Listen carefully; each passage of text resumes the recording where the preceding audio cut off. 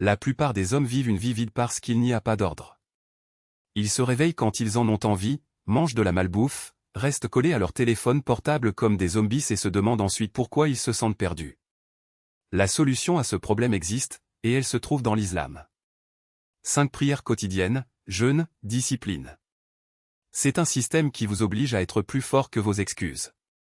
Si vous ne pouvez même pas vous lever avant le lever du soleil, comment allez-vous accomplir quoi que ce soit dans la vie? Ce ne sera pas le cas. Cela ne fera que sombrer dans la médiocrité. Vous avez besoin de quelque chose qui vainc votre paresse et la remette à sa place. L'islam offre exactement cela, des règles claires, pas de négociation, pas de place à la faiblesse. De l'action pure. Pensez-vous que la liberté, c'est faire ce que vous voulez? Faux. C'est l'esclavage de vos propres impulsions. La vraie liberté, c'est d'avoir un contrôle absolu sur soi-même.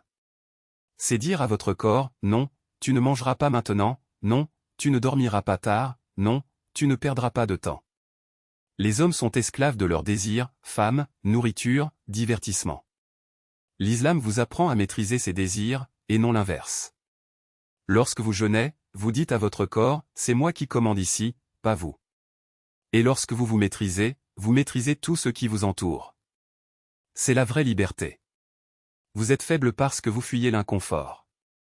La vie est dure, et si vous ne l'êtes pas aussi, vous allez perdre.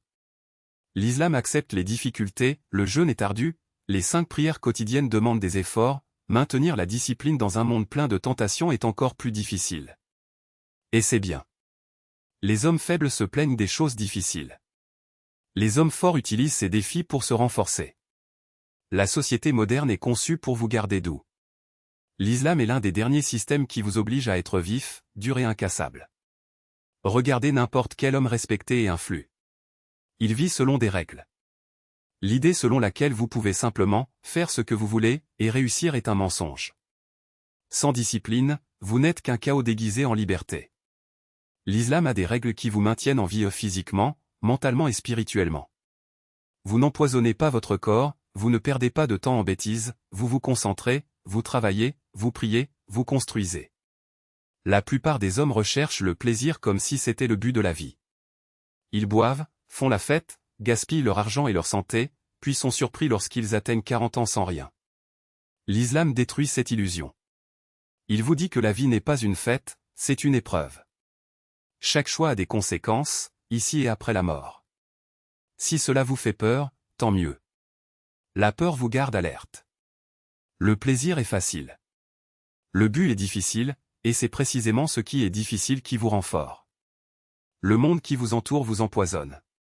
Regardez autour de vous, des hommes faibles partout, gros, paresseux, obsédés par les écrans.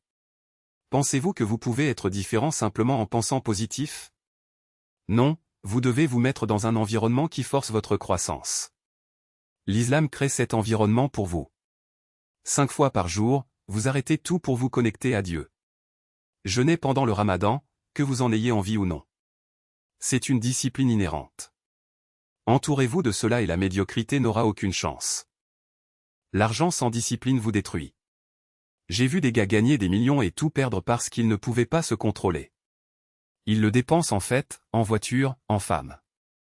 L'islam enseigne que la richesse est une responsabilité et non un jouet. Vous réservez une part fixe à la charité, investissez dans ce qui construit et non dans ce qui corrompt. Et comme il n'est pas ivre et ne jette pas, il garde plus qu'il ne gagne. La discipline fait compter l'argent. Sans cela, l'argent vous affaiblit. La plupart d'entre vous ne respectent même pas votre propre travail. Il promet qu'il s'entraînera, mais abandonne. Il dit qu'il va se réveiller tôt, mais il se met à répéter. Si vous ne tenez pas parole pour vous, comment la tiendrez-vous envers les autres? L'islam rend votre parole sacrée. Lorsque vous vous engagez dans la prière, vous vous engagez envers Dieu et vous ne rompez pas cet engagement. Lorsque vous jeûnez, vous continuez, même si vous avez faim. Cette habitude fait de vous quelqu'un qui fait avancer les choses, point final. L'ego vous tue. Vous pensez que vous êtes trop intelligent pour les règles, trop important pour prier. Cette arrogance est exactement la raison pour laquelle elle stagne. L'islam brise l'ego en se rappelant que vous n'êtes qu'un homme. Mangez du même pays, vous retournerez à la même poussière. Vous vous inclinez devant le Créateur parce que vous n'êtes pas le centre de l'univers. débarrassez-vous de l'ego et vous verrez la vérité. Votre santé est votre responsabilité. L'islam ne sépare pas la discipline physique et spirituelle. Il vous est demandé de manger sainement, d'éviter les poisons et de prendre soin de votre corps. La prière elle-même vous permet de bouger, de vous étirer et de faire travailler vos muscles. Le jeûne réinitialise votre système. Le prophète, que la paix soit sur lui, a dit, votre corps a des droits sur vous. Corps faible, esprit faible. Corps fort, esprit vif. Comme ça. Si vous ne contrôlez pas vos désirs, ils vous contrôlent. Pornographie, alcool, drogue, tout cela est conçu pour vous asservir. L'islam tue cela dans l'œuf, sans modération, sans concession. C'est comme nettoyer les virus de votre esprit. Lorsque vous vous libérez de ces chaînes, vous découvrez une énergie, une concentration et une volonté dont vous ignoriez même l'existence. Le temps est votre atout le plus précieux. Chaque seconde qui passe ne revient jamais. Pourtant, la plupart des hommes le rejettent sur des bêtises. L'islam vous fait valoriser chaque instant. Vous organisez votre vie autour des prières, arrêtez de perdre des heures sur ce qui n'a pas d'importance. Le résultat ? Fait plus en une journée que la plupart des autres en une semaine. Le temps, c'est le pouvoir, utilisez-le correctement. Vous pensez que vous avez tout le temps. Il est jeune, donc il perd des années à ne rien faire. Mais devinez quoi ? Vous êtes en train de mourir. Tout de suite. Chaque jour, un pas de plus vers la tombe. L'islam vous fait prendre conscience de la mort. Chaque prière pourrait être la dernière. Chaque action est enregistrée. Vous arrêtez de gâcher votre vie lorsque vous comprenez que c'est temporaire et qu'un jour vous en serez responsable. Vos amis vous ruinent. Ils fréquentent des hommes sans ambition, sans discipline, sans foi, et ils se demandent pourquoi il ne peut pas changer. Éliminez-les de votre vie. L'islam dit que vos compagnons vous façonnent. Priez aux côtés d'hommes forts et vous deviendrez forts. Restez avec des perdants et vous deviendrez l'un d'entre eux. Règle simple, entourez-vous de croyants, sinon vous finirez comme les ratés. Les hommes faibles imputent leurs échecs au destin. Oh, ce n'est pas mon heure. C'est un discours de perdant. L'islam enseigne à travailler dur et à faire confiance à Dieu pour le résultat. Il ne s'agit pas d'attendre des miracles, il s'agit de travailler dur, de faire des efforts, de faire ce qu'il faut et de savoir que le résultat est entre ses mains. Vous faites votre part, ou vous ne méritez pas le résultat. La discipline est rare parce qu'elle fait mal. Il est plus facile de faire une sieste que de prier.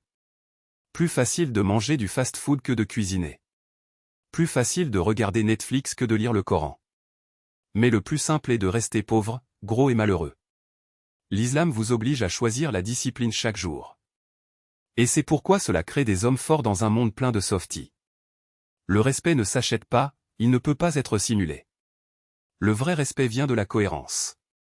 L'islam construit cette cohérence, 5 prières quotidiennes, le jeûne, la charité, l'honnêteté, jour après jour, année après année. Lorsque vous vivez selon des principes, les gens savent qu'ils peuvent vous faire confiance. Et dans ce monde, la confiance vaut plus que toute autre chose. Pensez-vous que la liberté, c'est faire ce que vous voulez, quand vous voulez ? La vraie liberté, ce n'est pas être esclave de ses propres désirs. L'islam ne vous lie pas, il vous libère des chaînes que vous ne saviez même pas que vous portiez. Alors que le monde vous vend l'illusion selon laquelle le plaisir immédiat est synonyme de bonheur, l'islam vous montre que la véritable paix vient de la maîtrise de vos impulsions, sans vous y abandonner. L'ego est le poison silencieux. Il vous fait croire que vous êtes invincible, jusqu'au jour où la vie vous renverse. L'islam tue l'ego dans l'œuf.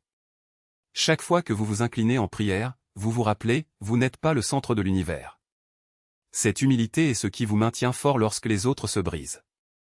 Les hommes arrogants tombent seuls. Les hommes humbles bâtissent des empires. Vous vous plaignez de la vie, mais vous n'avez jamais rien fait pour la changer. L'islam n'accepte pas les excuses. Si vous êtes faible, vite. Si vous êtes perdu, priez. Si vous avez peur, rappelez-vous que Dieu est au-dessus de tout. La solution est toujours devant vous, mais il faut avoir le courage d'agir. La plupart des hommes préfèrent se plaindre plutôt que de résoudre leurs problèmes. Ne soyez pas l'un d'entre eux. Le monde vous dit de rechercher la gloire, l'argent et le statut. L'islam vous dit de rechercher quelque chose de plus grand, l'approbation de Dieu. Lorsque vous arrêtez de vivre pour les applaudissements des autres, vous découvrez que la vraie force réside dans le fait de vivre pour quelque chose que personne ne peut vous enlever. L'argent disparaît, la renommée s'efface, mais ce que vous construisez avec foi et discipline dure pour toujours. Vous pensez que vous avez le temps. Vous pensez pouvoir reporter le déménagement à demain, l'année prochaine, lorsque vous serez prêt. Mais demain n'est pas garanti. L'islam vous apprend à vivre comme si chaque jour était le dernier, non pas avec peur, mais avec détermination. Car celui qui ne craint pas la mort ne craint rien. La paresse est l'ennemi invisible. Elle vous convainc que vous méritez le repos avant de mériter le succès. L'islam ne vous donne pas cette option. 5 fois par jour, vous êtes appelé à vous lever, à bouger, à vous rappeler que le repos vient après le travail, pas avant. Et c'est ainsi que l'on brise le cycle de la médiocrité. Voulez-vous du respect? Alors arrêtez de chercher une validation. Les hommes faibles ont besoin de l'approbation des autres pour se sentir importants. Les hommes forts ne se soucient pas de ce que pensent les autres, ils savent ce qu'ils valent. L'islam vous apprend à mesurer votre valeur par ce que vous faites et non par ce que les autres disent de vous. La vie n'est pas juste. Vous ferez face à l'injustice, à la trahison, à la perte. Mais l'islam vous donne une arme que personne ne peut vous retirer, la patience. Ce n'est pas de la passivité, c'est une force contrôlée. C'est savoir qu'à la fin, la justice viendra, que ce soit dans cette vie ou dans la suivante. Et pendant que d'autres désespèrent, vous restez ferme. Avez-vous déjà pris le temps de réfléchir à ce qui compte vraiment?